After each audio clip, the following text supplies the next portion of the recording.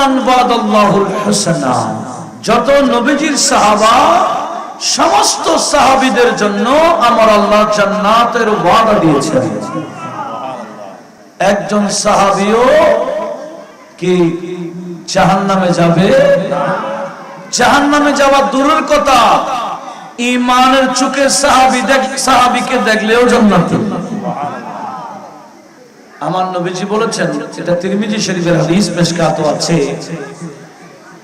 নবীজি বলেন, লাই ইয়ামুসা আন-নারু আবাদান মান রানি আও মান রারানি। একটু জোরে বলুন না সুবহানাল্লাহ। নবীজি বলেন, ওই বান্দাকে জাহান্নাম স্পর্শ করবে না, জাহান্নাম টাচ করবে না। কাকে? যে আমি নবীকে ঈমানের চোখে দেখেছে। শুধু তাই না, আমাকে দেখে আমার সাহাবী যারা হয়েছেন, আমার সাহাবীকেও যারা ঈমানের চোখে দেখে তাবেঈ হবে, এদের জন্য জাহান্নাম হারাম। জাহান্নাম এদেরকে গ্রাস করতে পারবে না, টাচ করতে পারবে না। একটু জোরে বলুন না সুবহানাল্লাহ। আর সাহাবী কে হবে? সাহাবী কারা হবেন? এটা ইনাদের ইচ্ছায় হয় নাই। আমার নবীজি বলেন, আমার সাহাবী ওই বান্দা হয়েছে যাকে আমার আল্লাহ বেছে নিয়েছেন। সাহাবী ইচ্ছা করে হওয়া, সাহাবী হয় কার ইচ্ছায়? একটু সবাই বলেন। আমি একটা হাদিস শোনাচ্ছি, যে হাদিস কানা মুসনাদে আহমদে রয়েছে, তাবরানী শরীফে রয়েছে, মুত্তাকি হিন্দি কানজুল উম্মানে নোট করেছেন। এভাবে বহু মুহাদ্দিসিন ইকরাম, বিশেষ করে আমাদের আলা হযরতের ফতোয়া রাসবিয়া শরীফে আছে। সেটা কি? হযরত আনাস বিন মালিক আল আনসারী রাদিয়াল্লাহু তাআলা হাদিস বর্ণনা করেন, قال قال رسول الله صلى الله عليه وسلم ان الله اختارني। নবীজি বলেন, উম্মত শুনো, আল্লাহ আমাকে বেছে নিয়েছেন। আল্লাহ আমাকে নির্বাচিত করেছেন। নাকি আমরা নবীকে ভোট দিয়ে নবী বানাইলাম? কেউ ভোট দিয়ে রসুল বানাইতে পারে? নবী বানাইতে পারবে?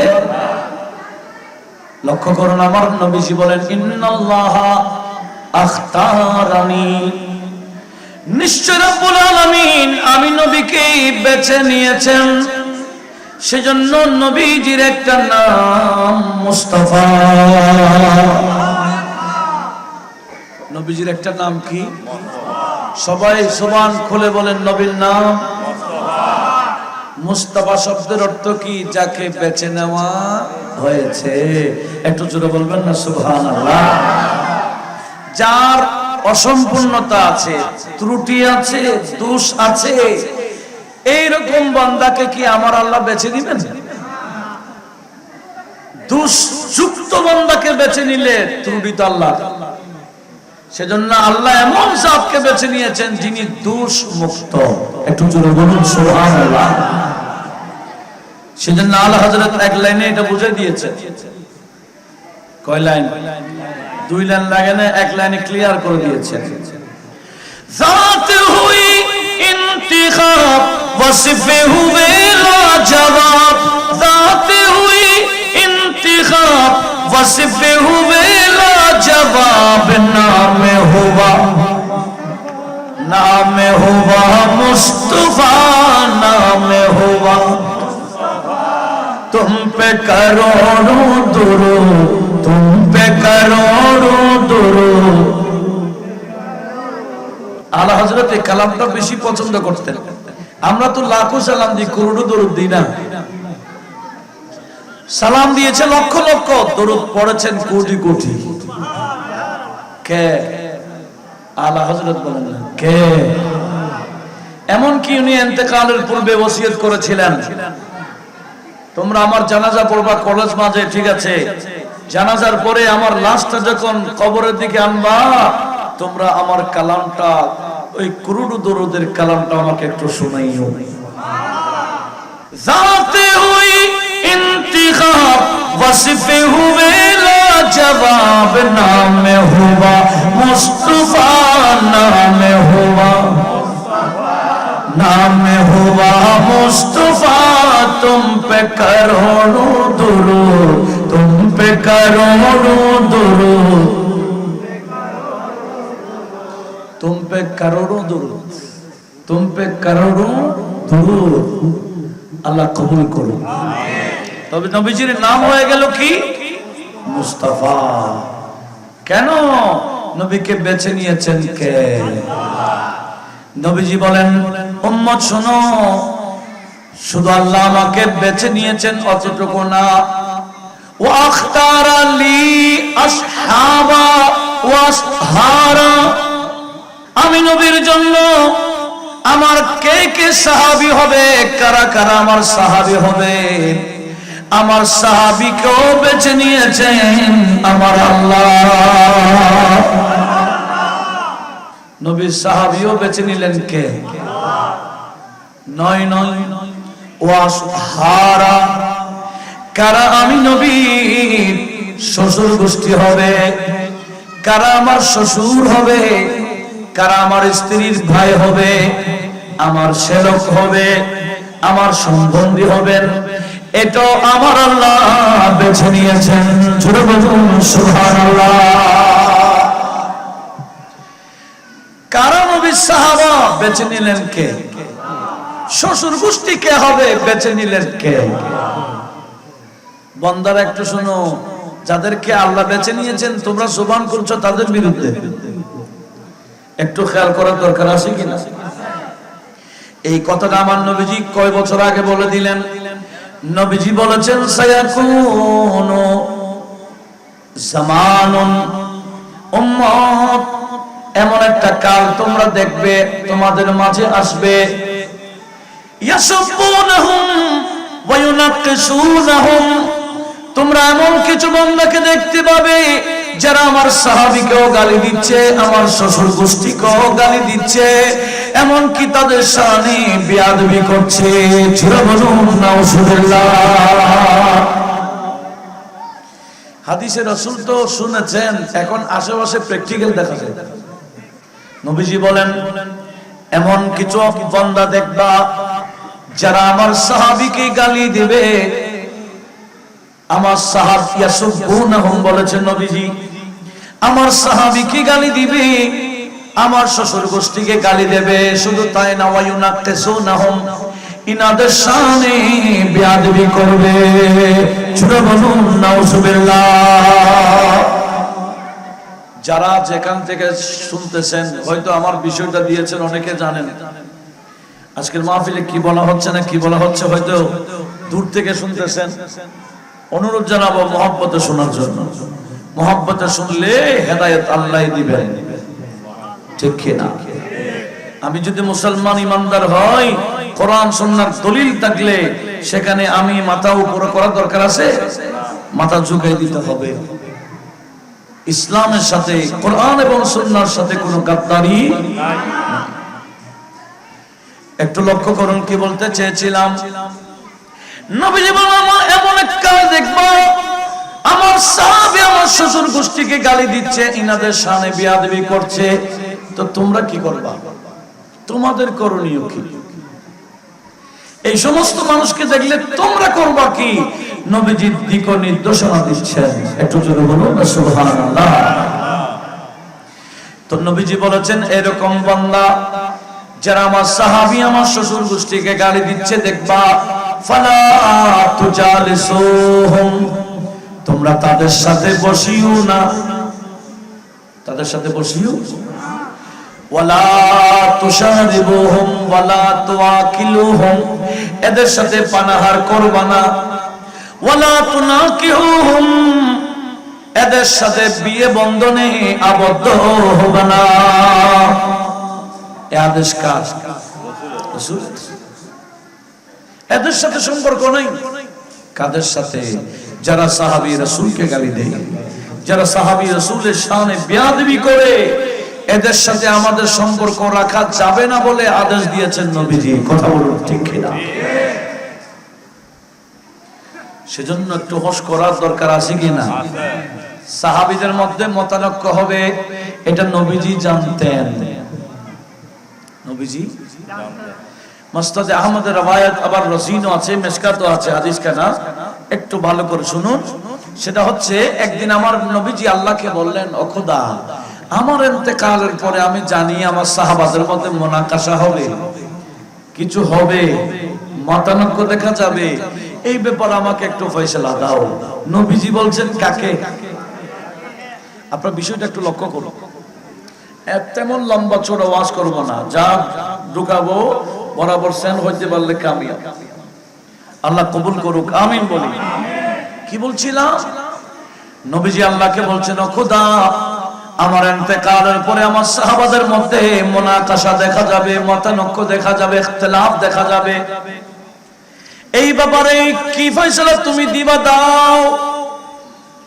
তখন আমার আল্লাহ বলেন, মাহবুব আমার, আপনার সাহাবারা ঝগড়া করলেও আমি আল্লাহ বলে দিচ্ছি, আপনার সকল সাহাবী আমি আল্লাহর কাছে আকাশের নক্ষত্রের ন্যায়।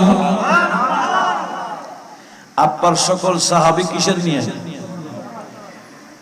নক্ষত্রের মধ্যে কোন নক্ষত্রে আলো বেশি, কোন নক্ষত্রে আলো কম, কিন্তু আলো ছাড়া নক্ষত্র।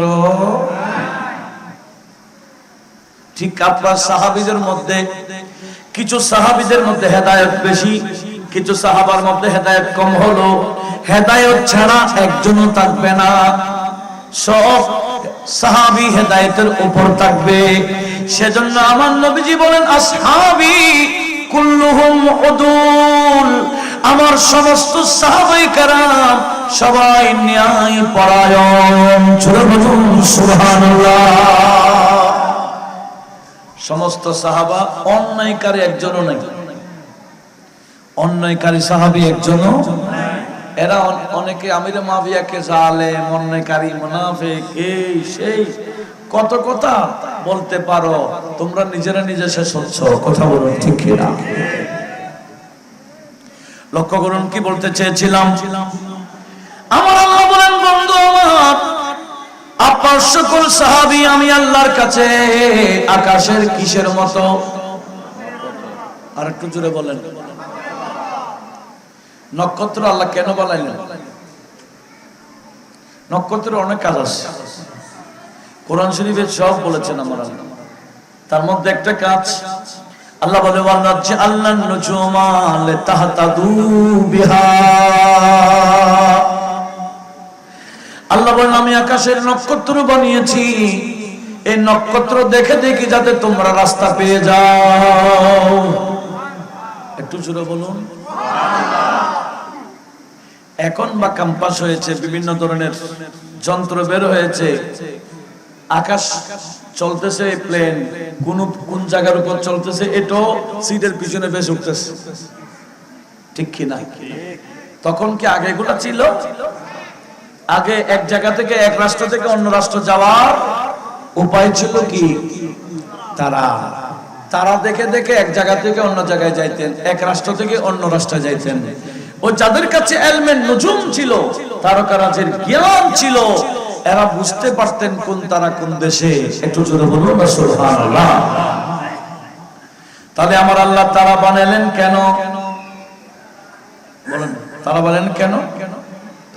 লিতাহতাদু বিহা, যাদের তারকাকে দেখে দেখে রাস্তা পেয়ে যাও।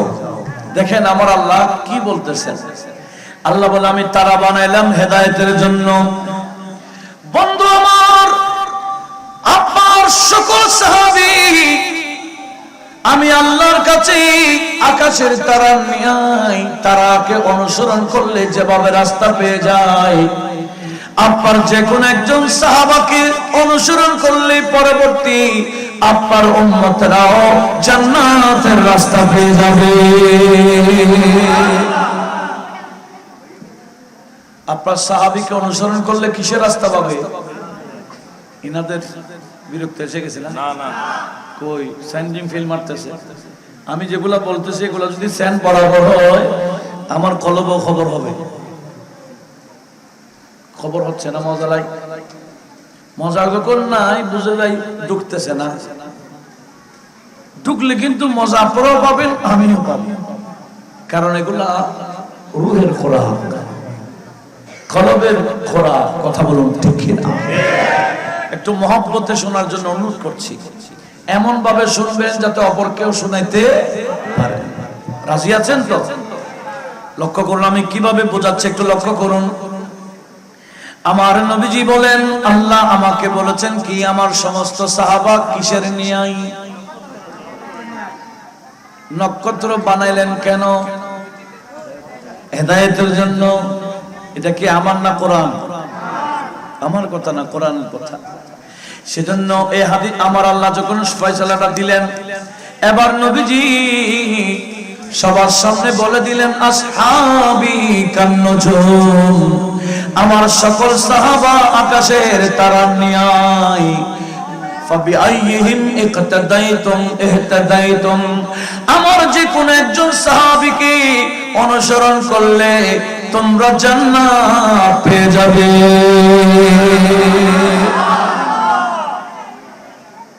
আর যার ব্যাপারে আমাকে বিষয় দিয়েছেন আমির মুআবিয়া, সবাই বলেন রাদিয়াল্লাহু তাআলা আনহু। উনি কোন নরমাল সাহাবী ছিলেন না, উনি অনেক গুরুত্বপূর্ণ সাহাবী ছিলেন, যার সত্যতার উপর কোরআন নির্ভর। শিয়ারা কোরআনকে কাট করতে চাচ্ছে, কোরআনের উপর ভিত্তি নাই এটা বলার জন্য যিনি কোরআন লিখেছেন আগে ওনাকে মারতে হবে। যিনি কোরআন লিখেছেন ওনাকে যদি কাট করে দেওয়া যায় কোরআন কাট হয়ে যাবে। সেজন্য আমির মুআবিয়াকে কাট করতে চায়, ফেলে দিতে চায়, কারণ উনি তো কোরআনের রাইটার ছিলেন, কোরআনের লেখক ছিলেন। ইনি সাধারণ সাহাবী নয়, কাতেবে ওহী ছিলেন এবং কি আমিনে রাসূল ছিলেন। একটু জোরে বলুন না সুবহানাল্লাহ। আমিনে রাসূল মানে রাসূল পাকের অনেক গোপন তথ্য ওনার কাছে ছিল। অনেক রাজা বাদশাদের কাছে চিঠি দিলে আমির মুআবিয়াকে ডাকতেন, গোপন ভাবে চিঠি লিখতে হলে আমির মুআবিয়াকে চিঠি লেখার জন্য হুকুম দিতেন। কেন? উনি সিররে রাসূল ছিলেন, আমিনে রাসূল ছিলেন, সিররে রাসূল ছিলেন, কাতেবে রাসূল ছিলেন, সাহাবী রাসূল ছিলেন, জোজে না আখে জোজে রাসূল ছিলেন, নবীজির স্ত্রীর ভাইও ছিলেন। একটু জোরে বলুন না সুবহানাল্লাহ। কি বলতে চেয়েছিলাম? তাহলে আমিরে মুআবিয়া মানে নরমাল সাহাবী নাকি? যিনি কি লিখতেন? আর একটু জোরে বলেন। কোরআন লিখতেন।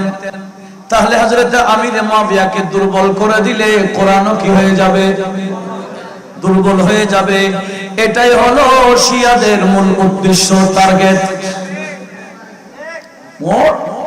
মূল টার্গেট এটা, যে আমির মুআবিয়াকে দুর্বল করে দিতে পারো কিনা দেখো। তখন মানুষের কাছে কোরআন নিয়ে সন্দেহ এসে যাবে, উনি তো কোরআন লিখতেন, নিশ্চয় এখানে অনেক কিছু ঢুকাই দিচ্ছেন। কোরআনের একটা শব্দ নয়, একটা ফোঁটাও কি কেউ বেশ কম করতে পেরেছে? পারবে? কেন? আল্লাহ বলেন, না নাহনু নাযালনা যিকরা ওয়া ইন্না লাহু লাহাফিজুন। আল্লাহ বলেন কোরআন এটা আমি আল্লাহ নাযিল করেছি, ওই কোরআনকে হেফাজত আমি আল্লাহ নিজে করব। সুবহানাল্লাহ। এখনো কত কোটি বান্দার কলবের মধ্যে কোরআন এটা আমার আল্লাহ সেন্ড করে দিয়েছেন। তত্ত্ব আছে আপনাদের যথাযথ? কতজন হাফেজে কোরআন তত্ত্ব আছে? হ্যাঁ, কত হাফেজে কোরআনের সিনার মধ্যে আল্লাহ কি ঢুকাই দিয়েছেন?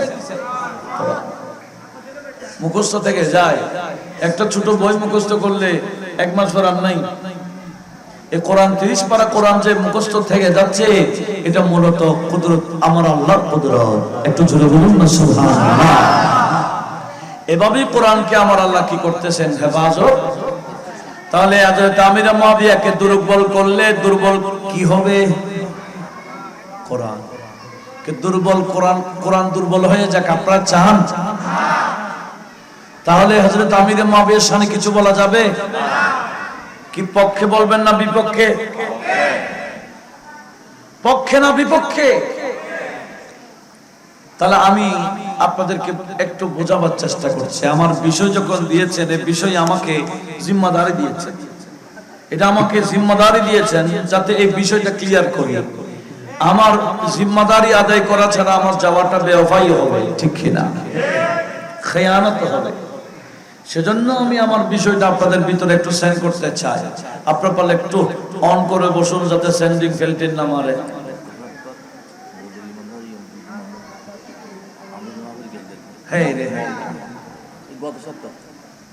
দেখেন দেখেন এই এগুলোর টাকার বিনিময় করতেছে, কিসের বিনিময়? এখনো চট্টগ্রামে এমনও দরবার আছে যে দরবারে বুখারী খতম পড়াবে বলে দাওয়াত দেয়। এরকম বড় বড় হুজুরদেরকে বলে, হুজুর আপনারা বুখারী শরীফের দাওয়াত। হুজুর বলে ঠিক আছে, গেছে দেখতেছে এরকম অনুষ্ঠান, চেয়ার টেয়ার আছে, বসেন হুজুর। কই বুখারী? বলে বুখারী বড় লাগবে না, হাদিয়া তো দিব। শ্রোতা বানাই দিছে কাদেরকে? হুজুরদেরকে শ্রোতা বানাইছে আর বান্ডিল দিচ্ছে, প্যাকেট দিচ্ছে। হুজুরা বসে আছে, ছবি নিল, দেখো আমরা কত বড় বড় সুন্নি আলেমদেরকে এনে ফেলেছি, এই টাকা বস্তা দাও। আসতেছে বস্তা, একটু জোরে বলুন না নাউজুবিল্লাহ। এই বস্তা আসে কোথা থেকে? ইরান থেকে। বলেন না কোথা থেকে? কি আপনারা নারাজ হচ্ছেন? কষ্ট পাচ্ছেন? লক্ষ্য করুন হযরত আমির মুয়াবিয়ার ব্যাপারে কি বলবো। একটা হাদিস শুনলে বুঝবেন, হাদিসটা বুখারী শরীফের। একটা হাদিসের মধ্যে যেটার নাম হাদিসে কুস্তুনতুনিয়া, এটা বললে আমির মুয়াবিয়া কে উনিও চিনবেন, ইয়াজিদ কে এটাও চিনে ফেলবেন একটা হাদিস দিয়ে। হাদিসটা বুখারী শরীফের 409 এবং 10 নম্বর পৃষ্ঠা মিলে আছে, মূল বুখারী শরীফের। আর নাম্বারিং হিসেবে ধরলে 2924 নম্বর হাদিস। মনে থাকবে ইনশাআল্লাহ। একটু লক্ষ্য করুন, নবীজির এক সাহাবিয়া ছিলেন, মহিলা সাহাবিয়া, হযরত আনাস বিন মালিকের খালাম্মা। ওনার নাম উম্মে হারাম বিনতে মিলহান। উম্মে হারাম, উনি প্রায় সময় আমার নবীকে দুপুর বেলা দাওয়াত দিতেন খাবারের। কেন? ওনার উদ্দেশ্য ছিল, উদ্দেশ্য কি জানেন? উনি জানতেন নবীজির একটা সুন্নাতে মুবারাকা, দুপুরে নবীজি খেয়ে আরাম করবেন, ঘুমাবেন। আর আমার নবীজি ঘুমাইলে শরীর থেকে ব্যাপকভাবে ঘাম ঝরতো। একটু জোরে বলুন না সুবহানাল্লাহ। আর উনিও কি করে রাখতেন? তখন তো এরকম লবার ক্লথ এগুলো ছিল না, চামড়ার বিছানা ছিল। কিসের?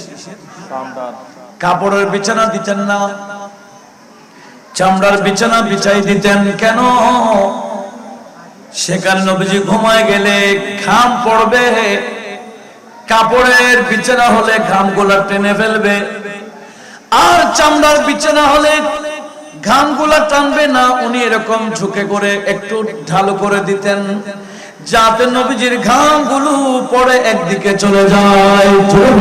সুবহানাল্লাহ। ওনার উদ্দেশ্য হলো নবীজির ঘাম মোবারক নিবে। সুবহানাল্লাহ বলবেন না? মুত্তাফাক আলাইহি হাদিস, বুখারী এবং মুসলিমের মিশকাত 517 নম্বর হাদিস, পৃষ্ঠার হাদিস।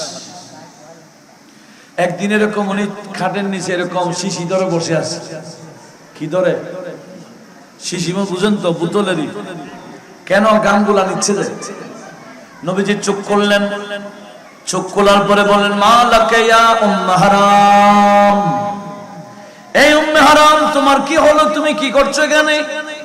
বলে, ইরকুকা ইয়া রাসূলুল্লাহ, হুজুর আপনার ঘাম মোবারক নিচ্ছি। আতিয়াবুম মিনাত-তিব, আপনার ঘামগুলো দুনিয়াতে যত সুগন্ধি আছে সবচেয়ে বেশি সুগন্ধি আপনি নবীর ঘাম মোবারক।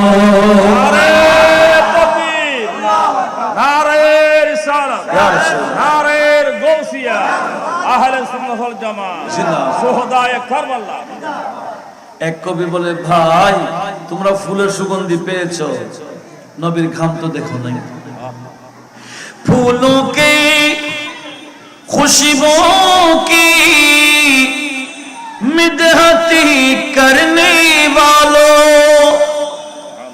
फूलों के खुशबुओं की मिदहती करने वालों, मश्क अंबर से ज्यादा, मश्क अंबर से ज्यादा खुशबू है पसीने में, खुशबू है पसीने में। अरे कवि बोले, अरे नबी का नाम सुनते, नबी का नाम सुनते ही मदीना याद आता है, नबी का नाम सुनते, नबी का नाम सुनते ही मदीना याद आता है। गरीबों, अरे गरीबों को मोहम्मद, गरीबों को मोहम्मद का पसीना याद आता है। একটু জোরে বলুন না সুবহানাল্লাহ। গরিব গরিব সাহাবারা নবীজির কি নিয়ে যেতেন? ঘাম মোবারক। কেন? আতর হিসেবে ব্যবহার করার জন্য। একটু জোরে বলুন না সুবহানাল্লাহ। তো কি বলতে চেয়েছিলাম, হযরতে উম্মে হারাম বিনতে মিলহান প্রায় সময় দুপুর বেলায় দাওয়াত দিতেন নবীজিকে। উদ্দেশ্য কি? একদিন এভাবে নবীজি দুপুরে ঘুমাইলেন। হাদিস বুখারী 409 এবং 10 নম্বর পৃষ্ঠা। নবী ঘুম থেকে জেগে গেলেন। জাগার পরে নবীজি বিছানায় বসে বসে মুস্কি মুস্কি হাসেন। জোরে বলুন সুবহানাল্লাহ। নবীজি হাসছেন কি শুধু শুধু এমনি এমনি হাসবে? কোনো কারণ ছাড়া? কি আপনাদের বিরক্ত লাগছে না? এই বাচ্চাদের কারণ, আসলে এদেরকে এখানে বসেছে কেন জানি না, ইনারার জন্য পরিবেশ নষ্ট হচ্ছে। এই ইনাদের মনটা ওদিকে চলে যায়, আমার গলা সেন্ডিং হয় না। আল্লাহুম্মা সাল্লি আলা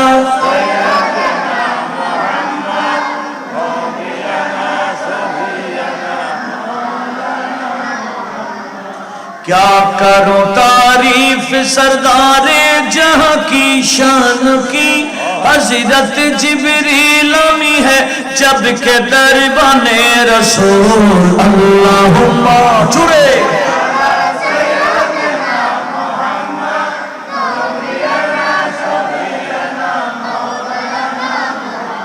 নবীজি কে এমনি এমনি হাসবেন কারণ ছাড়া? হযরত উম্মে হারাম এসে গেলেন, ইয়া রাসূলুল্লাহ আপনি হাসছেন কেন? নিশ্চয়ই স্বপ্ন দেখেছেন ভালো কিছু। সুবহানাল্লাহ।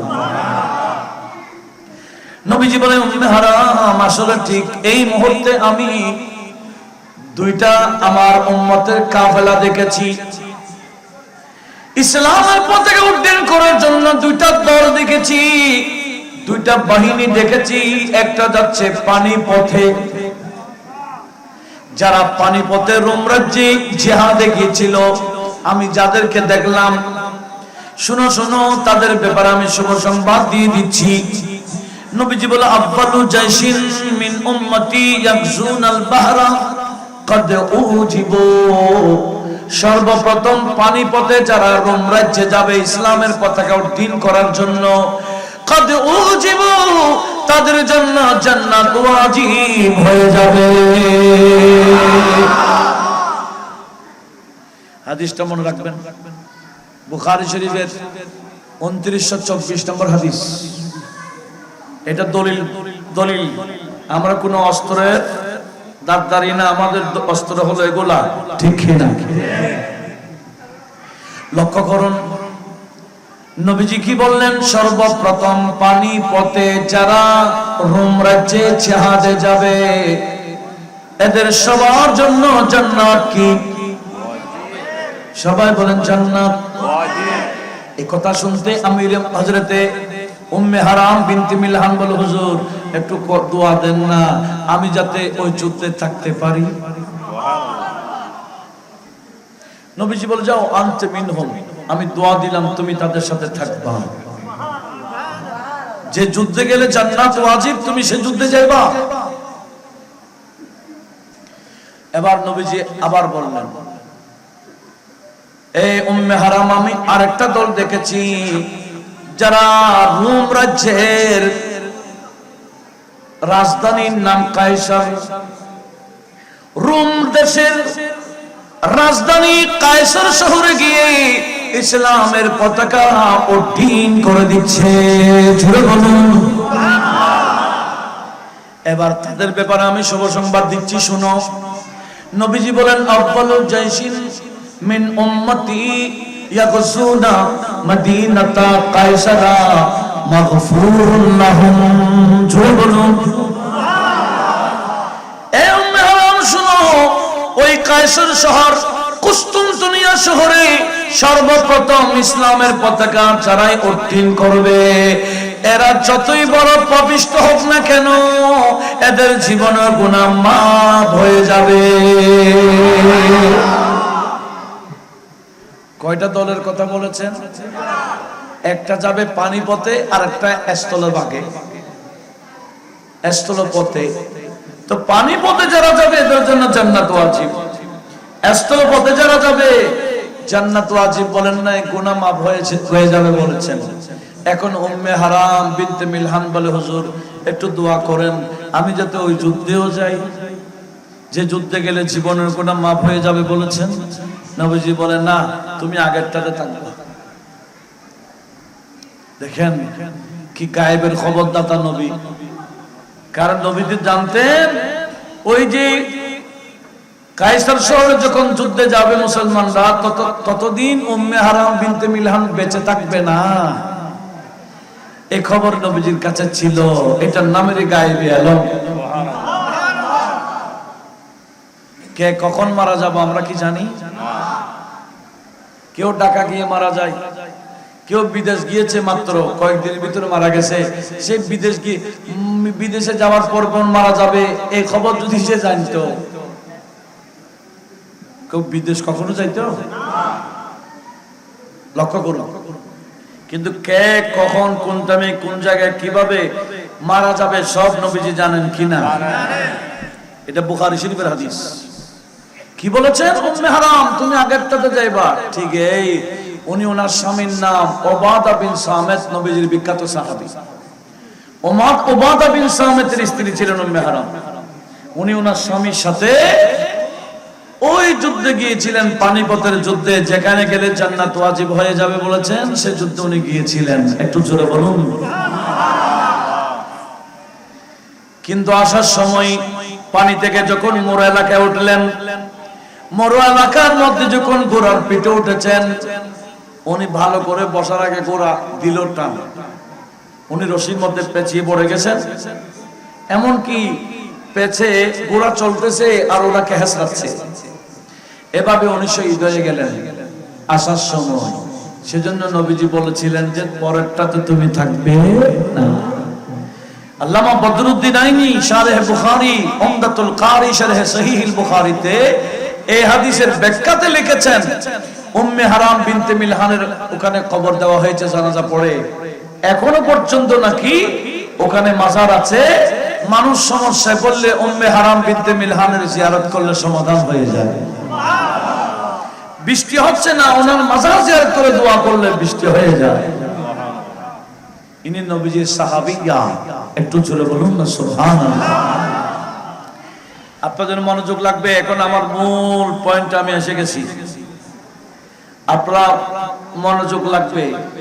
সর্বপ্রথম পানিপথে যাবে তাদের জন্য কি?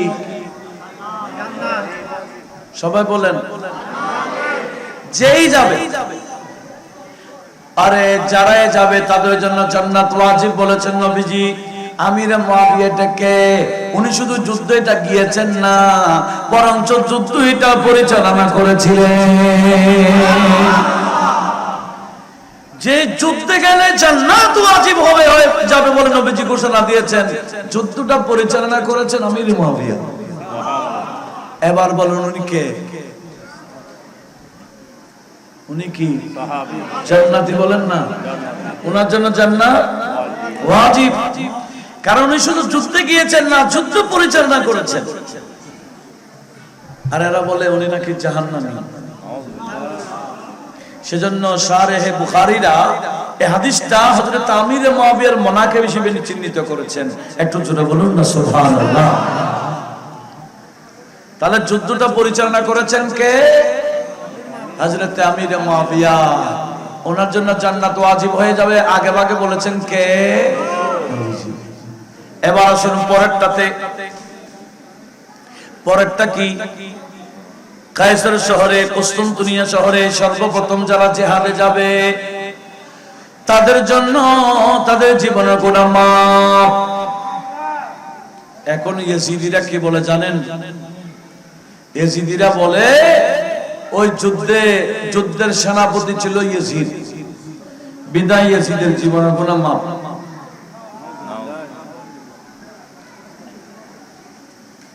এখন বর্তমান এজিদি ডক্টর কতগুলো আছে না? এজিদি বক্তা, এজিদি ডক্টর, এজিদি স্কলার।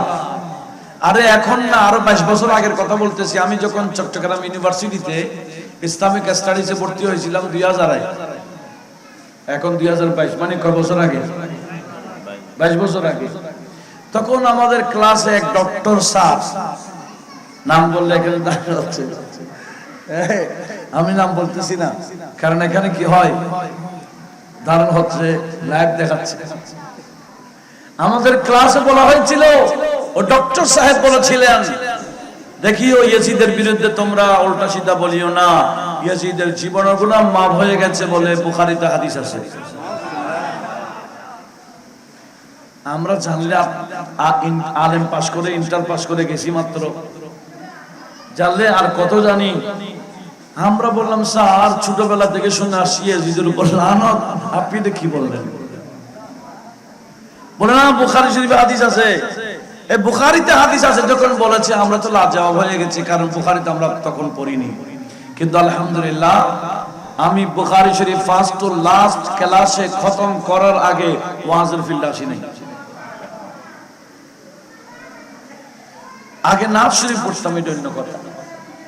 ছাত্র জীবনে বসারা মাহফিলের শরীক হইতাম, তখন তো এতগুলো শায়ের শোয়ারা ছিল না। তো বুখারী শরীফ ফার্স্ট টু লাস্ট ক্লাসে খতম করা ছাড়া আমি গুনাহগারের কাছে আলাদা বুখারীর তালখিস আছে আহলে সুন্নাহ ওয়াল জামাতের। ইনশাআল্লাহ আমি অধম যতই আকীদার প্রশ্ন করুক না কেন, আমি ইনশাআল্লাহ বুখারীর থেকেই দলিল দিতে পারবো। শুধু আমার সামনে 30 পারা কোরআন, 30 পারা বুখারী, এই দুটো দিলে হবে, আর কিছু লাগবে না ইনশাআল্লাহ। এই 30 পারা দুটো দিলে হবে। আহলে সুন্নাহ ওয়াল জামাতের আকায়েদ গুলো এই দুইটা থেকে ইনশাআল্লাহ প্রমাণ হয়ে যাবে। একটু জোরে বলুন না সুবহানাল্লাহ। এই দুইটার চেয়ে বেশি শক্তিশালী কিতাব আল্লাহর জমিনে আছে নাকি? একটার নাম আর একটার নাম, দুটোটা কি 30 পারা। একটু জোরে বলুন না সুবহানাল্লাহ। আসলে আমি কি বলতে চেয়েছিলাম, এই যে আমাদের ওই স্যার বলেছিল ইয়াজিদের জীবনে গুনাহ কি হয়ে গেছে, এই বুখারী শরীফের হাদিসটা আমি আপনাদেরকে শোনাচ্ছি এখন। এবার আপনারা মন দিয়ে শুনেন। বিভিন্ন ইউটিউব খুললে দেখবেন ইয়াজিদি স্কলাররা এই হাদিসটা উপস্থাপন করতেছে। আপনাদেরকে দলিল উপস্থাপন করতে হবে, দলিল খণ্ডাইতে হবে, মন দিয়ে শুনতে হবে। হাদিসটা কি? যারাই কুস্তুনতুনিয়াতে যাবে, সর্বপ্রথম কায়সার শহরে যাবে, তাদের জীবনের গুনাহ মাফ। হাদিসের মধ্যে ইয়াজিদের কথা আছে কি? ব্যাখ্যাতে আছে। এখন ব্যাখ্যাতে কি ইয়াজিদ আছে কিনা একটু শুনেন। এরা বলে ওই যুদ্ধটা পরিচালনা করেছেন সেনাপতি ছিলেন ইয়াজিদ। এটা সম্পূর্ণ ভুল তত্ত্ব। কি তত্ত্ব? সঠিক কোনটা? একেবারে ইতিহাসের যত কিতাব দেখবেন, তাবকাত ইবনে সাদ দেখুন, এগুলো ইমাম বুখারীর আগের। ইমাম ইসহাকের তারিখ দেখুন, তারিখ ইবনে কামিল দেখুন, ইবনে আসির দেখুন, ইবনে কাসির দেখুন, আল বাদায়া ওয়ান নিহায়া। তারিখ ইবনে খালদুন দেখুন, যত আরবি তারিখের কিতাব আছে সব খুললে এই বিষয়টা পাওয়া যাচ্ছে। এই যে আমার নবীজি বলেছেন কায়সার শহরে, কুস্তুনতুনিয়া শহরে সর্বপ্রথম যারা যাবেন তাদের জীবনের গুনাহ মাফ। এই দলটা আমিরে মুআবিয়া রেডি করেছেন 50 হিজরি সনে। কত হিজরি? আর কারবালা যুদ্ধ হয়েছিল 60 হিজরির পর পর, 61 হিজরি শুরু। কত হিজরি? আর কারবালা যুদ্ধের আরো 10 বছর আগের কথা। কুস্তুনতুনিয়া যুদ্ধ কয় বছর আগে? 50 হিজরি সনে আমিরে মুআবিয়া রাদিয়াল্লাহু তাআলা সৈন্য রেডি করলেন, ওই কায়সার শহরে যুদ্ধে যাবে, রোম রাজ্যের রাজধানীতে ইসলামের পতাকা উড্ডীন করবে। রেডি সৈন্য।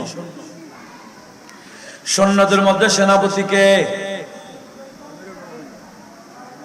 না, আমির মুআবিয়া তো উনি রেডি করতেছেন ওনার হুকুমে।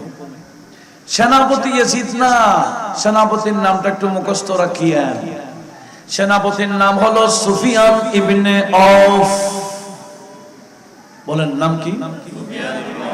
হযরতে সুফিয়ান ইবনে আউফ রাদিয়াল্লাহু তাআলা আনহু কুস্তুনতুনিয়া যুদ্ধের সেনাপতি ছিলেন। এই নামটা মুখস্থ রাখার দরকার আছে কি না? এখন তো খেলোয়াড়ের নাম মুখস্থ, নায়ক নায়িকার নাম মুখস্থ, কিন্তু কোন সাহাবীর নাম দিলে মুখস্থ হয় না। ঠিক কি না? এই দোষ কার? গাইডিয়ানের দোষ। কেন? ছোটবেলা থেকে নাটক দেখাইছে এদেরকে, খেলোয়াড় চিনাইছে এদেরকে, নায়ক চিনাইছে এদেরকে, নায়িকা চিনাইছে এদেরকে। অথচ আমার নবীজি বলেন তাআল্লিমু আওলাদাকুম হুব্বা নাবিয়িকুম ওয়া আওলাদা নাবিয়িকুম। একটু জোরে বলুন না সুবহানাল্লাহ। উম্মত, তোমরা তোমাদের সন্তানদেরকে নবীর মহব্বত শিখাও, তোমাদের নবীর আওলাদের মহব্বত শিখাও। একটু জোরে বলুন না সুবহানাল্লাহ। এখন মা বাবারা নবী এবং আওলাদে নবীর মহব্বত শিখায়। কিসের মহব্বত শিখায়? ওই নায়িকার। ছোট থেকে নায়িকা চিনে তো ওই ছেলে স্পিকার একটা বার করে এরকম সাউন্ড সিস্টেম ফিটিং করে রাস্তায় রাস্তায় নাচবে না কেন? ঠিক কিনা? রাগ করছেন নাকি? আসুন, আমি কি বলতে চেয়েছিলাম, নামটা বলেন সেনাপতির নাম। আউফ, আউফ, আইন ওয়াফা, আউফ, সুফিয়ান ইবনে আউফ। মনে থাকবে ইনশাআল্লাহ, অন্তত সুফিয়ানটা মনে থাকবে। সুফিয়ান ইনি ছিলেন কি? ওই হাদিসে কুস্তুনতুনিয়া আমাকে জিম্মাদারি দিয়েছেন। এই কুস্তুনতুনিয়া যুদ্ধের সেনাপতি। এখন ইয়াজিদিরা বলতেছে ওই যুদ্ধের সেনাপতি ইয়াজিদ ছিল। আসুন তাহলে শুনুন। হযরত আমিরে মুআবিয়া সুফিয়ান ইবনে আউফকে সেনাপতি বানিয়ে বিশাল এক দল রেডি করে ফেলেছেন ইসলামী জিহাদের জন্য। রোম রাজ্যে পাঠাবে। ইয়াজিদকে ডেকেছেন, এ বাবা ইয়াজিদ এদিকে আসো, তোমাকেও যেতে হবে কুস্তুনতুনিয়া শহরে। বাবা আমি অসুস্থ, আমার এই সমস্যা, আমার এই সমস্যা। কে বলতেছে? যে যুদ্ধে গেলে জীবনের গুনাহ মাফ হয়ে যাবে, নবীজি বলেছেন। এই যুদ্ধে যাওয়ার জন্য ইয়াজিদ রেডি, প্রস্তুতি, ইচ্ছা। বাবা আমার সমস্যা। বলছে ঠিক আছে তুমি যাইও না। ইয়াজিদ যায় নাই ওই যুদ্ধে। কিন্তু ভালো করে শুনুন, এখনো শেষ হয় নাই। এনারা রোম রাজ্যে যাওয়ার আগে আগে ফারকাদুনা একটা জায়গা আছে, ফারকাদুনা। এটা রোম রাজ্যে যাওয়ার আগে, দামেস্ক থেকে রোম যাওয়ার আগে একটা এলাকার নাম, এটার নাম ফারকাদুনা। ফারকাদুনা এলাকায় যখন সৈন্যরা পৌঁছে গেলেন, ইনাদের খাবার শেষ, ওনারা ওখানে অবস্থান করেছেন। দেখা গেল অধিকাংশ সৈন্যদের জ্বর উঠে যায়। কে উঠে গেল? সবাই অসুস্থ হয়ে গেছে। ভালো ভালো মনোযোগ মনোযোগ। ওখানে যাওয়ার পরে ইনারা খাবারও শেষ, অসুস্থ হয়ে গেলেন। এই খবর এসেছে দামেশকে আমিরে মুআবিয়ার কাছে চিঠির মাধ্যমে যে আমরা ওগো আমির, আমরা ফারকাদুনে এসে পৌঁছছি, রোম যাওয়ার আগে আমরা এখানে অধিকাংশ রোগী অসুস্থ হয়ে গেলেন, আমাদের এখানে খাবার টাওয়ারও শেষ, আমরা বড় মুসিবতে পড়ছি। হযরত আমিরে মুআবিয়াকে চিঠি দিয়েছেন কারা? ওই সৈন্যরা। এই চিঠি যখন আমিরে মুআবিয়ার কাছে আসলো, হযরতে আমিরে মুআবিয়ার ছেলের নাম কি বলেন না? কি? এজিদ শুনছে বই সৈন্য তো মুসিবতে পড়ছে, জ্বর উঠে গেছে, খাওয়ারও শেষ, ভাগ্যিস আমি যাইনি। কে বলতেছে? এজিদ যায় নাই, এটাতে খুশি। ওদিকে ইসলামী সৈন্যরা মুসিবতে, সেখানে দুঃখ নাই, সে খুশি। শুধু তাই না, সে একটা কবিতা লিখেছে, কবিতা আরবিতে কবিতা লিখলো। কবিতার অর্থ কি জানেন? কবিতার অর্থ হলো এরা ফারকাদুনায় গিয়ে হুম্মায় পেয়েছে, জ্বর উঠে গেছে, এরা মুসিবতে পড়েছে, কষ্টে আছে, আর আমি ইয়াজিদ আমার স্ত্রী উম্মে কুলসুমকে নিয়ে দামি আসনের মধ্যে আরাম করতেছি। জোরে বলুন নাউজুবিল্লাহ। ওদিকে সৈন্যরা মুসিবতে, আমি এদিকে আরামে। কবিতা লেখছে কে? আমি যাই নাই, ভাগ্যিস আমি গেলে আমিও মুসিবতে পড়তাম, জ্বর আমারও হইতো, আমি উপবাস থাকতে হইতো। এখন তো আমি শাহী বিছানায় আমি স্ত্রী নিয়ে ঘুমাচ্ছি। এভাবে যখন কবিতা লেখলো, তার আব্বা পাইছে, ডাকছে, এই ইয়াজিদ এদিকে আসো। কবিতাটা লেখছে কে? বলে আমি। ওদিকে ইসলামী সৈন্যরা মুসিবতে, আর তুমি দুঃখ প্রকাশ না করে আর খুশি কবিতা লেখছো। তোমাকে যাইতেই হবে, তোমাকে যেখানে মুসলমানরা দুঃখে পড়েছে সেখানে তোমাকে যাইতেই হবে। সৈন্য দুজন দিয়ে এজিদকে ওখানে পাঠাচ্ছে। কেন? শাস্তি স্বরূপ। কি স্বরূপ? এবার বলেন, ইয়াজিদ কুস্তুনতুনিয়া যাচ্ছে কি ইচ্ছায় যাচ্ছে না শাস্তির জন্য? আরে শাস্তি স্বরূপ তার আব্বা তাকে ওই যুদ্ধে পাঠিয়েছেন। আর এখন ইয়াজিদিরা বলতেছে ওই যুদ্ধে সেনাপতি নাকি ইয়াজিদ। কি উল্টা দিছে দেখছেন? কত বড় মারাত্মক! ইতিহাসকে পাল্টে ফেলতেছে। পাল্টাইলো, ইতিহাসের কিতাব তো রয়ে গেছে এখনো। কথা বলুন ঠিক কিনা? তাহলে বোঝা গেল হাদিস, কুস্তুনতুনিয়ার হাদিসের ভিতরে ইয়াজিদ, বলেন না ইয়াজিদ নাই, বলেন না, জীবনের গুনাহ মাফ হওয়ার জন্য ওই যুদ্ধে একনিষ্ঠতার মাধ্যমে যাইতে হবে, নিয়ত ঠিক থাকতে হবে। ইয়াজিদ ওখানে গেল, তার নিয়ত তো সহি ছিল না, তাকে তার আব্বা শাস্তি স্বরূপ প্রেরণ করেছিলেন, ঠিক কিনা? সওয়াব পাবে কখন, গুনাহ মাফ হবে কখন, নিয়ত ঠিক থাকলে, ঠিক কিনা? বুখারী শরীফের প্রথম হাদিস না, ইন্নামাল আমালু বিন্নিয়াত, মানে কি ইন্নামা সাওয়াবুল আমাল বিন্নিয়াত, অর্থাৎ সওয়াব পাবে, গুনাহ মাফ হবে, এটা নিয়তের উপর নির্ভর। বিদায় ইয়াজিদের গুনাহ মাফ হয় নাই। কেন? তার ইচ্ছা ছিল না যাওয়ার, তাকে শাস্তি স্বরূপ সেখানে পাঠানো হয়েছে। এবার সবার কি বোঝা আসছে? আর রোম রাজ্যে সর্বপ্রথম পানিপথে যারা যাবে তাদের জন্য কি ওয়াজিব? এই জান্নাত ওয়াজিব হয়ে যাবে যে যুদ্ধে গেলে। যুদ্ধটা পরিচালনা করেছেন কে? এখন আমিরে মুআবিয়ার বিরুদ্ধে কিছু বলা যাবে কি? ওনার জন্য জান্নাত ওয়াজিব হয়ে গেছে বলে নবীজি আগে বড় ঘোষণা দিয়ে দিয়েছে। আর একটু জোরে বলেন। বিদায় এরা কতগুলো হাদিস পায়, শিয়ারা বানাইছে হাদিস। কি বলে জানেন? ইদা রাআইতুমুল মুআবিয়া আলা মিম্বারি ফাকতুলু, হাদিস বানাইছে। একটা হাদিসের কিতাবে না, ইতিহাসের কিতাবে আছে। বিভিন্ন ইতিহাসের কিতাবে হাদিসগুলো নোট করছেন, নবীজি বলেছে বলে। এগুলো জাল জাল মওযু হাদিস, এই হাদিসের কোনো সনদ নাই, এগুলো শিয়ারা বানাইছে। কি বলেছে জানেন? নবীজি নাকি বলেছেন তোমরা আমার মিম্বরে মুয়াবিয়াকে দেখলে হত্যা করে দিবা।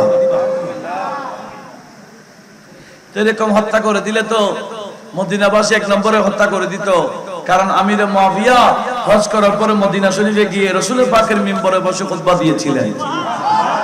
যে রাওয়ায়াতটা সহিহ তাসে আসছে, এমন কি সেখানে হযরত আমির মুয়াবিয়া বলেছিলেন আইনা উলামাউকুম, আইনা উলামাউকুম বলে বলে ডাক দিয়েছিলেন, এই তোমাদের আলেম সমাজ কোথায়? এভাবে ডেকেছেন নবীজির মিম্বরে বসে। তো নবীজি যদি বলতেন আমার মিম্বরে মুয়াবিয়াকে পাইলে হত্যা করে দিবা, এটা তো এক ধরনের ওয়াজিব ছিল, মদিনাবাসী হত্যা করে না কেন? তাহলে বোঝা গেল এগুলা সাহাবীদের আমলের হাদিস নয়, অনেক পরে বানাওয়াট হাদিস। কথা বোঝা গেছে? এগুলা কি হাদিস? জাল জাল শিয়াদের বানানো। এই হাদিসের সাথে হাদিসের কিতাবের কোনো সম্পর্ক। আমি আসলে ভুল করেছি, আজকে আনার দরকার ছিল, আমি আসলে ভুলে গেছি।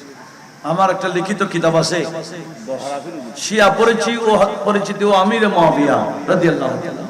এটা আমি আরো 3 বছর আগে লিখেছিলাম, যখন তৎপর দেখতেছি শিয়ারা আমিরে মুয়াবিয়ার বিরুদ্ধে উল্টা সিধা বলতেছে, তখন একটা কিতাব লিখেছিলাম আরো 3 বছর আগে। শেরে বিল্লাত মুফতি ওবায়দুর রহমান এমএ হুজুরের মাধ্যমে এটা উদ্বোধন করা হয়েছিল। আমি আসলে ভুলে গেছি, আজকে ওয়াজ করে তো আমি যাবো গা, কিন্তু বইটা দেওয়ার দরকার ছিল এখানে। আমি আনিসকে বলবো বইটা এখানে সাপ্লাই করার জন্য দরকার আছে, খেদমতের নিয়ে দরকার আছে কিনা। ফটোকপি হোক সবাই এরা আমি মাবির খবর করতে ফটোকপি মেনটেন করতে। আল্লাহ ইয়াসবিল্লাহ, আল্লাহ ইয়াসবিল্লাহ, আল্লাহ হেফাজত করুক। আমিন বলেন আমিন। অন্তত আজকের এই মাহফিলে যারা বসেছেন, ওই সমস্ত যারা নবীজি সাহাবীর বিরুদ্ধে বললে এদের পাশেও বসতে নিষেধ করেছেন কে? নবীজি। একসাথে খাইতে নিষেধ করেছেন, পানাহার করতে নিষেধ করেছেন, বিয়ে বন্ধনে আবদ্ধ হইতে নিষেধ করেছেন। বিদায় হযরত আমিরে মুয়াবিয়া উনি সাধারণ সাহাবা নয়, উনি জলিল কদর সাহাবী। ওনার সাথে হযরত আমির আলী রাদিয়াল্লাহু তাআলা যুদ্ধ হয়েছে কেন? উনি হযরত আলীর খেলাফত স্বীকার করেন নাই। খেলাফত স্বীকার করলে বাগী হয়। বাগাবত কা রাষ্ট্রদ্রোহী কাকে বলে? রাষ্ট্রদ্রোহী বলা হয় রাষ্ট্রপ্রধানের বিরুদ্ধে চললে, রাষ্ট্রপ্রধানকে না মানলে। কথা বলুন ঠিক কিনা? হযরত আলী রাদিয়াল্লাহু তাআলা খলিফা ছিলেন, আমিরে মুয়াবিয়া দামেস্কের গভর্নর ছিলেন। ওনাদের সাথে যুদ্ধ হয়েছিল। এই যুদ্ধটা খেলাফত নিয়ে নয়। আমিরে মুয়াবিয়া রাদিয়াল্লাহু তাআলা হযরত আলীর খেলাফতকে অস্বীকার করেন নাই, বরঞ্চ হযরত আমিরে মুয়াবিয়া বের হয়েছিলেন ওনার চাচাতো ভাই হযরত উসমান ইবনে আফফানের শাহাদাতের হত্যার বিচারের দাবিতে। জোরে বলুন সুবহানাল্লাহ। হযরত আমিরে মুয়াবিয়ার দাদা যিনি, হযরত উসমানের দাদাও তিনি। কথা বোঝা যাচ্ছে? হযরত আমিরে মুয়াবিয়ার দাদা যিনি, হযরত উসমানের দাদা তিনি। সেই জন্য ওনার আত্মীয়তার বন্ধন ছিল বিদায় ওনার চাচাতো ভাইকে হত্যা করা হয়েছিল। 1 মাস ঘেরাও করে হযরত উসমানের জন্য ওনাকে শহীদ করেছে। এটার কোনো বিচার হয় নাই। দামেস্ক থেকে উনি বের হয়েছেন বিচারের দাবিতে, নতুবা হযরত আলীর বিরুদ্ধে নয়, হযরত আলীর বিরুদ্ধে যুদ্ধ করার জন্য নয়, খেলাফতকে অস্বীকার করে নয়, উনি ওনার চাচাতো ভাইয়ের একটা হক তালাশ করেছিলেন। একটু জোরে বলুন না সুবহানাল্লাহ। যুদ্ধটা লাগাই দিছে কিন্তু মুনাফিকরা। এটা যুদ্ধ হইতো না তো, সুলহ হয়ে গেছিল, সমঝোতা হয়ে গেছিল। কিন্তু দেখা যায় কিছু মুনাফিক তীর কতগুলো হযরত আলীর তাবুর দিকে মেরে দিয়েছে, আর কতগুলো আমিরে মুয়াবিয়ার পক্ষে তাবুতে মেরে দিয়েছে। এই যুদ্ধ লেগে গেছে। কারা লাগাই দিল? নতুবা চুক্তি হয়ে গেছে, যুদ্ধ হবে না, যাবে কেন আপনার জায়গায়। যে যুদ্ধে আল্লাহু আকবার 65,000-এর মতো মুসলমান শহীদ হয়েছে। কয়শো? 65,000। যুদ্ধের পরে আবার শুরু হয়েছে আমিরে মুয়াবিয়ার সাথে হযরত আলীর সাথে চুক্তি হওয়ার পরে হযরত আলী এখন যুদ্ধের ময়দানে ঘুরতে গেলেন। ইমাম বুখারী এবং মুসলিমের উস্তাদ ইমাম আবু বকর ইবনে আবি শাইবা হাদিস টুট করতেছেন। হযরত মাওলা আলী যুদ্ধের পরে যখন দেখতে গেলেন যারা পড়ে আছে লাশ, ওনার পক্ষে যারা শহীদ হয়েছিলেন, হযরত আলী ওনাদের কাছে গিয়ে বলে, হাউলায়ে ফিল জান্নাহ, আমি আলীর পক্ষে যারা জিহাদ করেছে এরাও জান্নাতি। হযরত আমির মুয়াবিয়ার পক্ষে যারা শহীদ হয়েছেন ওনাদের কাছে গিয়ে হযরত আলী বলেছিলেন, হাউলায়ে ফিল জান্নাহ, এরাও জান্নাতি। কারণ যুদ্ধটা লাগাই দিছিল মুনাফিকরা।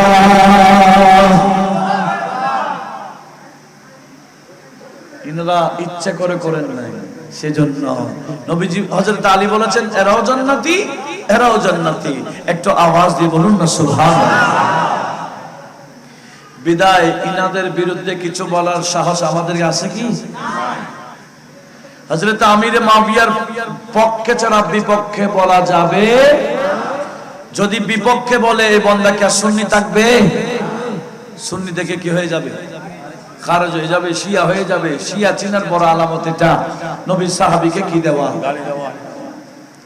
এরা সর্বপ্রথম শুরু করে আমিরে মুয়াবিয়া দিয়ে, হযরত আমিরে মুয়াবিয়াকে গালি দিয়ে ওনার বিরুদ্ধে বলে সাকসেস হয়ে গেলে এবার নবীর সাহাবীদের মধ্যে বড় বড় সিদ্দিক আকবর, ফারুক আজম, উসমান যুন্নুরাইন, হযরত আয়েশা, তালহা, জুবায়ের রাদিয়াল্লাহু তাআলা আনহুমকে গালি দেওয়া শুরু করে দেয়। উচ্চ আওয়াজে বলুন নাউজুবিল্লাহ। ভিতরে ভিতরে কতগুলো শিয়া হয়ে গেছে জানেন?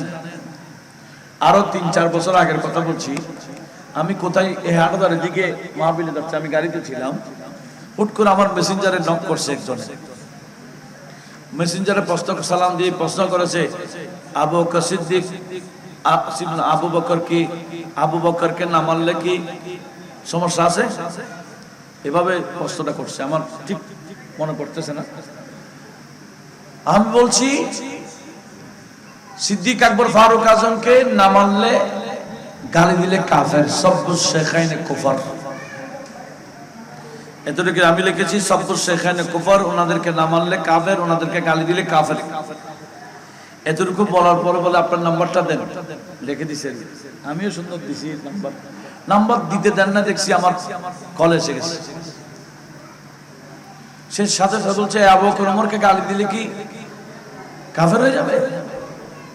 আমি বলবো হ্যাঁ, আবু বকর, হযরত সিদ্দিক আকবর, হযরত ফারুক আজমকে গালি দিলে কাফের কেন? ইনার নবীজির উম্মতের শেখাইন, সাহাবীদের মধ্যে শেখাইন। আর আহলে সুন্নাত ওয়াল জামাতের আকীদা হলো সুব্বু শেখাইনে কুফর। এই দুই শেখকে গালি দিলে কাফের হয়ে যাবে। সে বলছে আবু বকর কি নবী? আমাকে বলছে। আমি বলছি আচ্ছা তোমাকে আমি চিনেছি, কাটো। আমি গরম হই নাই আবার। আমি বলছি আমি তোমাকে চিনছি, তুমি কাটো, মানে তুমি যে শিয়া আমি বুঝে গেছি। আবু বকর কি নবী বলছে, তবে আমি কাটি দিচ্ছি। সে আবার উরুস্তুল কল করে, আমি আর রিসিভ করি না, আমি শিয়া দেখে সেভ করে ফেলেছি। কি লেখে তাদের, সে কল করলে আমি আর না ধরি। মা কয়েকদিন যাইতে না যাইতে দেখছি আরেকটা কল, আরেকটা নতুন নাম্বার থেকে কল, আমি তা চিনি নাই, আমি রিসিভ করতে দেন নাই।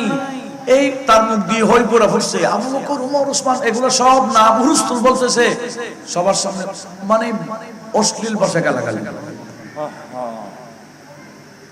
এই সাহাবাদেরকে অশ্লীল ভাষা গালাগালি শিখাইছে এগুলো শিয়ারা। আমাদের ঘরের ভিতরে ঢুকে যাচ্ছে। বিদায় আমাদেরকে একটু সজাগ থাকার দরকার আছে কিনা? আজকের মাহফিলে যারা বিষয়বস্তু দিয়েছেন, যখন যে ফিতনা চলে সেই ফিতনার ব্যাপারে সতর্ক করে দেওয়া আলেম ওলামাদের কর্তব্য। তাহলে এই বিষয়ে একটা হাদিস শোনায়, আবু দাউদ শরীফের কিতাবুল ইলমের হাদিস। তাহলে শুনেন হাদিসটা। নবীজি বলেছেন, ইযা সাহারাতিল ফাসাদু আবিল ফিতান, যখন ফিতনা ফাসাদ প্রকাশ পেয়ে যাবে, ফালাল আলিমি আইয়ুজহিরা ইলমাহু, তখন আলেমের উচিত হয়ে যায় তার ইলমটাকে প্রকাশ করে ফিতনার ব্যাপারে সতর্ক করে দেওয়া। জোরে বলুন। নবীজি কি বলেছে? যখন ফিতনা দেখা যাবে, ফাসাদ দেখা যাবে, আলেমদের উচিত কি হওয়া? সতর্ক করে দেওয়া, ফিতনার ব্যাপারে তার ইলমটাকে প্রকাশ করা। নবীজি বলেন যে আলেম ফাইল্লাম ইয়াফআল, আলেম জানার পরে ফিতনার ব্যাপারে ফাসাদের ব্যাপারে জানার পরে তারা ইলম প্রকাশ করে নাই, মানুষদেরকে সতর্ক করে নাই। ফালাইহি লানাতুল্লাহ ওয়াল মালায়েকা ওয়ান নাস আজমাইন। ওই আলেমের উপর এক নম্বর আল্লাহর লানত, দ্বিতীয় নম্বর ফেরেশতার লানত, তৃতীয় নম্বর সমস্ত মানব জাতির লানত। শুধু তাই না, ওয়ালা ইয়াকবুলুল্লাহু মিনহু সারফান ওয়ালা আদলা। আমার আল্লাহ ওই আলেমের কোন নফল ইবাদত, ফরজ ইবাদত কবুল করবেন না। জোরে বলুন নাউজুবিল্লাহ। কত বড় মারাত্মক! আলেম যদি ফিতনার ব্যাপারে জানার পরও চুপ থাকে, কেন? দাওয়াতের কারণে। কিসের জন্য? গত বছর মেজবান্ডা দরবার শরীফে প্রতি বছর মিলাদুন নবীর মাহফিল, ওখানে আমি তাকি, এবার দিবের কিনা জানি না, কারণ ঢুকে যাচ্ছে। আমি বলে দাওয়াত দিলে দিক, না দিলে না দিক, আমারটা আমি বলে ফেলি। আপনারা শুনেছেন হয়তো 6 মিনিটের একটা খুব বেশি ভাইরাল হয়েছে। আওলাদ গৌসুল আজমদেরকে সামনে রেখে আমি সে আমিরে মুআবিয়ার বিষয়ে আহলে সুন্নাত ওয়াল জামাতের ফয়সালা ক্লিয়ার করে দিয়েছি, ঠিক না? সে কোনটা ফয়সালা? যেটা আলা হযরত দিয়েছেন। আলা হযরত ফতোয়া রাসবিয়া শরীফে বলেছেন, শিয়া চিনার আলামত হচ্ছে আমিরে মুআবিয়াকে গালি দেওয়া, আর খারিজি চিনার আলামত হচ্ছে হযরত আলীকে গালি দেওয়া। ঠিক কি না? আমরা হযরত আলীকেও মানি, আমিরে মুআবিয়াকে মানি। আরেকটা শর্টকাট বুঝাইতে চাই, শর্টকাট। সেটা কি? এটা শাহাদাতে কারবালা না? আমরা শুধু ইমাম হোসেনকে মানি, আমরা তো হাসানকে মানি না। কথা বলুন ঠিক কি না? ঠিক। হ্যাঁ, শুধু একজনকে মানেন, শুধু হাসান হোসেনকে মানেন, হাসানকে মানেন না। দুজনেই সরদার, দুজনেই সরদার। ইন্নাল হাসানা ওয়াল হুসাইনা সাইয়্যিদা শাবাবি আহলিল জান্নাহ। নবীজি বলেন, ইন্নাল হাসানা ওয়াল হুসাইনা রাইহানা তাইয়্যিবিনাদ দুনিয়া ওয়াল আখিরা। হাসান এবং হুসাইন দুনিয়া আখিরাতে আমি নবীর দুইটা ফুল। কি? আলা হযরত বলে, হুজুর ইয়া রাসূলুল্লাহ, আপনি ফুল বলেছেন, আমি আর কি বলবো? আমার তার কোনো ভাষা নাই। যেখানে নবীজি ওনাদেরকে কি বলে দিয়েছেন, क्या बात रोजा उस चमनिस्तान करम की, क्या बात रोजा उस चमनिस्तान करम की, सहरा है कली जिसमें हसन और हुसैन फूल, सहरा है कली जिसमें हसन और हुसैन फूल, और लब फूल दहन फूल जखम फूल बदन फूल। একটু জোরে বলুন মারহাবা। দুটোটা কি না? একটা মানে আরেকটা মানি না। ইমাম হোসেন যেটা বল করেছেন এটাও আমরা মানি, ইমাম হাসান যেটা করেছে এটা মানবেন না। তো ইমাম হাসান কি করেছেন? ইমাম হাসান আমিরে মুআবিয়াকে ডেকে বলছেন, ওগো আমিরে মুআবিয়া, আপনার পক্ষ মানুষ, আমার পক্ষ মানুষ, যুদ্ধ আমি চাই না, আপনাকে আমার সাথে চুক্তি হোক, আমি আপনাকে গদি দিয়ে যাইগা। ঠিক এই হযরত আমিরে মুআবিয়ার সাথে চুক্তি করে ইমাম হাসান আমিরে মুআবিয়াকে গদিতে বসাইয়া উনি মদিনাতে গেছেন গা। তাহলে আমিরে মুআবিয়াকে মেনে নিলেন কে? একটু জোরে বলেন। ইয়াজিদের সাথে ইমাম হোসেনের চুক্তি হয়েছে নাকি? প্রস্তাব দিয়েছিল ইয়াজিদকে মেনে নাও, ইয়াজিদের সাথে বসতে। উনি বলেন, না না, আমার এই পবিত্র হাত ইয়াজিদের হাতে দিতে পারি না, দরকার বশত আমার মাথাটা নিয়ে নিতে পারে, আমি হাত দিব না। এটা হচ্ছে ইমাম হোসেন বলে আমি ইয়াজিদকে মানি নাই, আমি মানতে পারি না। আমরা যারা হোসাইনি আমরাও বলি ইয়াজিদকে আমরা মানি না। আমরা আবার হাসানিও, হাসান বলে আমি আমিরে মুআবিয়াকে মেনে নিয়েছি, আমরা বলো আমরাও মানি, আমরাও আমিরে মুআবিয়াকে মানি। ইমাম হাসানকে মানলে আমিরে মুআবিয়াকে মানতে হবে, ইমাম হোসেনকে মানলে ইয়াজিদকে মানা যাবে না। কথা বলুন ঠিক কি না? এটা বুঝে নিয়েছেন? তাহলে সেজন্য শিয়ারা ইমাম হাসানকে মানে না, ইমাম হাসানকে, কিন্তু সুন্নিরা হাসান কে মানে, হুসেন কে মানে। ইমাম হাসানের যত আওলাদ, ইমাম হোসেনের যত আওলাদ কিয়ামত পর্যন্ত আসবে, সবাইকে আমরা শ্রদ্ধা করি। কথা বলুন ঠিক কিনা? এক কবি কি বলেছে জানেন? এক কবি বলে, আমরা আহলে বাইতের মহব্বতের একটা কিস্তিতে উঠে গেছি। কিসের মহব্বতের কিস্তি? কাদের মহব্বত? আহলে বাইতের। বলে আমরা আহলে বাইতের মহব্বতের কিস্তিতে উঠে গেছি। এই কিস্তির মাঝি হলো স্বয়ং ইমাম হুসাইন। আর একটু জোরে বলুন। আমাদের নৌকার মাঝিকে জোরে বলেন। এবার বলেন, কোন তুফানে আমাদেরকে ডুবাইতে পারবে? এটা খারেজির তুফান আসুক, শিয়ার তুফান আসুক, মুতাজিলার তুফান আসুক, ওয়াহাবি বলেন, মওদুদি বলেন, এই বলেন, সেই বলেন, যতই তুফান আসুক আমাদেরকে ডুবাইতে পারবে না। আমরা তো ইমাম হুসাইনের সে কিস্তিতে উঠে গেছি যেখানে মাঝি স্বয়ং ইমাম হুসাইন। তুফান কি জুরআত নেহি, তুফানের শক্তি নাই। तूफान की जुरात नहीं जो हमको डुबोवे, तूफान की जुरात नहीं जो हमको डुबोवे। अरे नैया का की मैया तो हुसैन इब्ने अली है, हुसैन इब्ने अली है, हुसैन इब्ने अली है। একটু সবাই বলেন না, বলেন না। আরে নैया का की मैया, नैया का की मैया तो हुसैन इब्ने अली है,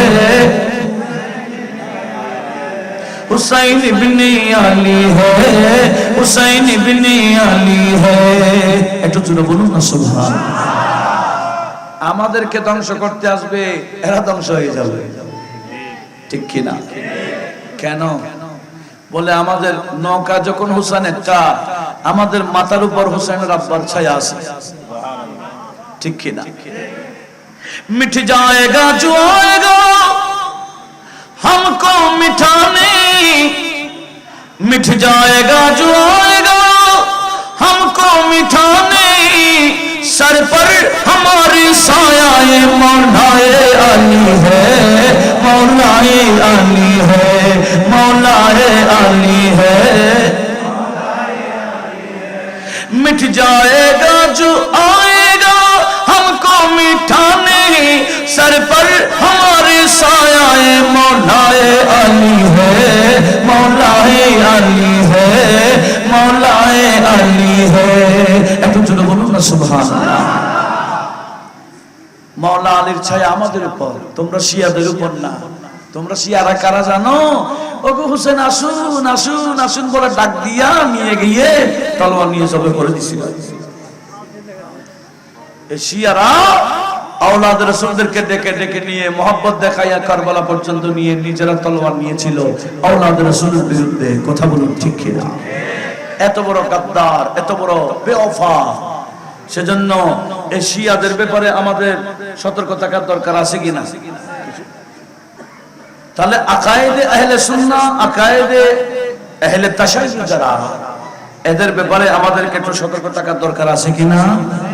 যদি আমরা সতর্ক থাকি তখন এই মাহফিলগুলো কামিয়াব। আশা করি যারা ওয়াজ শুনেছেন ইয়াজিদকে এবং আমিরে মুয়াবিয়াকে ক্লিয়ার হয়ে গেছে, ঠিক কি না? আমরা ইয়াজিদকে মানি না, কিন্তু ইয়াজিদের আব্বার বিরুদ্ধে না। কেন? উনি সাহাবী রাসূল, ওনার ব্যাপারে আমার নবীজি বহু হাদিসে পাক বয়ান দিয়েছেন। একটু আওয়াজ দিয়ে বলুন সুবহানাল্লাহ। সেজন্য আরে নয় নয়, মসনবী শরীফ, কোন শরীফ? যেটা যারা তরিকতপন্থী, এই তরিকতপন্থীদের জন্য বড় একটা দলিল কিতাব, এটার নাম মুস্তাফি। সেখানে আল্লামা জালালউদ্দিন রুমি এই রাওয়ায়াতটা নোট করেছেন যে হযরত আমির মুয়াবিয়া রাদিয়াল্লাহু তাআলা আনহু একদিন খুব ঘুম পড়ে গেছেন, সূর্য উঠে যাওয়ার টাইম হয়ে গেছে। কি? সূর্য উঠে যাওয়ার টাইম হয়ে গেছে, সূর্য উঠে যাবে। উনি নামাজ পড়ে না, ঘুমন্ত অবস্থায়। কে যেন সোনাকে ডাক দিলে, উঠুন উঠুন উঠুন, সূর্য উঠে যাবার টাইম হয়ে যাচ্ছে, আপনি ঘুমান, আপনি নামাজ পড়েন নাই।